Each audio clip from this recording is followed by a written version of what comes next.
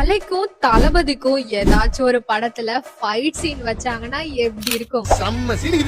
அந்த மாதிரி பிளாக் கிளவர்ன்ற அனிமேல வர இந்த ஒரு சீன் இருக்குல்ல, கூஸ் பம்ப்ஸ் மொமெண்ட் தான். இந்த அனிமேல யார் சிறந்த வீரர் அப்படின்னு பாக்கிறதுக்காக ஒரு டோர்னமெண்ட் நடத்துறாங்க. ஜெனரல் பிளாக் புல்ஸ்னு ஒரு மொக்கையான டீம்ல இருக்கிறவன், இவனோட பிரதர் தான் லாங்கிரிஸ். இவன் கோல்டன் டான் ஒரு மாசான டீம்ல இருக்கிறவன். இவங்க ரெண்டு பேருக்கும் இப்போ ஒரு பேட்டில் நடக்குது. பேட்டிலோட ரூல்ஸ் என்னன்னா, கொலை பண்ணக்கூடாது, வேற யாரும் இன்டரப்ட் ஆக கூடாது.